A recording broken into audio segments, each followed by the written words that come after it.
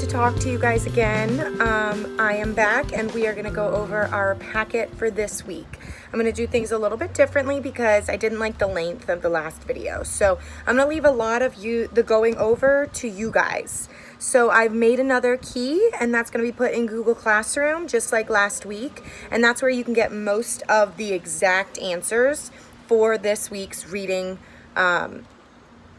assignments. Okay, before I start, I wanted to share with you guys what I've been reading because I have been doing a lot of reading.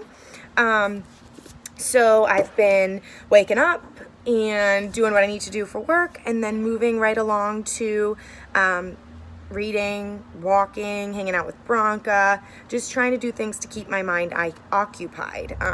You'll be interested to know I've started a 100 burpees challenge with my roommate. So I'm doing 100 burpees a day. So I'm really sore right now. But you guys know I have to stick to it. So, all right. So yeah, I'm reading this book called All About Love by Bell Hooks, who's one of the African-American authors I had on my bulletin board during Black History Month. Super good. And I'm almost halfway through. And then for my kind of just like girly fix, I'm reading Girl Wash Your Face, which is a super good book. It's sort of like a biography by this author who talks about some life lessons she's learned. So that's what I'm reading, and I just got this yesterday in the mail, so I just started it. I want to know what you guys are reading. So email me, message on Google Classroom, tell me what your books are that you're reading by choice. Not anything that deals with the packet, but I just want to know what you're reading. As far as our schedule goes, before I begin going over, next week is spring break. I want you guys to relax. Don't do schoolwork next week. Treat it as though you are really on spring break, like we just got off of school Friday and you are headed for spring break, not doing any packet work. Read, that's a great thing you can do, but really give your brains a rest, okay? I want you treating it like a real spring break, because it is. All right, so I'm going to post the key into Google Classroom, so I just want to really briefly talk about what you were supposed to do this week.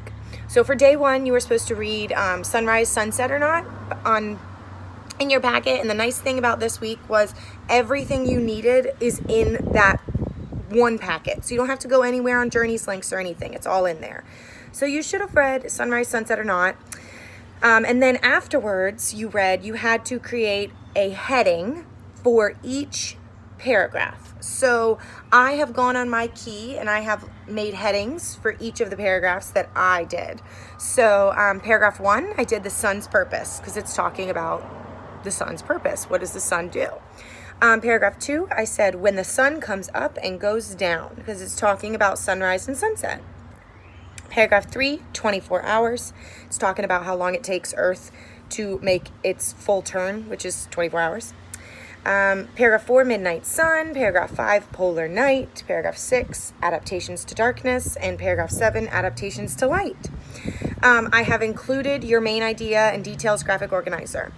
Main idea is what the text is mostly about, and your details support that main idea. So if our main idea is polar night, we're dealing with paragraph 5. So you have to go back into paragraph 5, look for your details that support a polar night. And I've put my answers in there so you can compare yours to mine. And then you had to write a paragraph to explain the phenomenon of polar light. I'm not going to give you anything for that. If you want to share those with me, that's fantastic. Go ahead and email them to me and I will give you feedback. Day 2, Tuesday, you had to read The Ever-Changing Sky. And you had to do the same. You had to create a heading because headings give you hints. For each paragraph. So in my key, you'll see I've listed headings for each of the 6 paragraphs.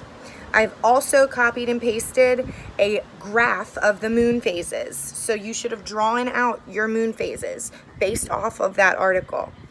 And then your writing for Tuesday was pretend you are an astronomer. For 2 to 3 nights, keep a journal as you observe the night sky. I thought this was pretty cool. So if anybody wants to share that with me, because I didn't do it, email it to me and I would love to give you a shout out next week. And then you had to make a Venn diagram comparing the 2 passages. So the ever-changing sky and sunrise, sunset or not. I could not figure out how to make a Venn diagram on Word, so I made a chart. So I have a box chart. You'll see it when you log on to Google Classroom. So I have one side talking about sunrise, sunset or not article, one side talking about the ever-changing sky article, and then the similarities are in the middle. Your writing for Wednesday was to write an explanation of how the sun and moon are alike and different in relation to the earth. So if you want to share that with me as well, email or post in Google Classroom. Thursday, you had to read the biography for Sojourner Truth.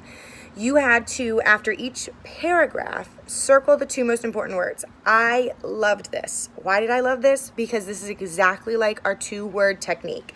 You read the paragraph and then you write 2 words that you think are so important to the paragraph.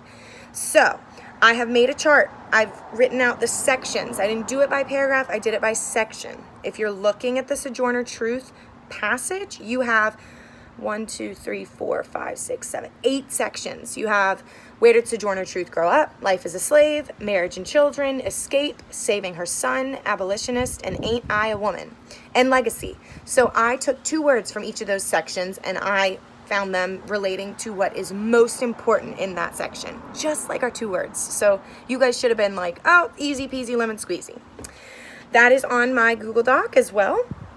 And then you had to come up with 5 questions that could be answered in the text. I will go ahead and read you mine that I came up with. Who was the 4th and final owner of Sojourner? That Sojourner was sold to, Why were Sojourner's children not freed when she was? Who was the family that bought Sojourner to help her gain her freedom? Why did Sojourner finally decide to escape from the Dumont residence?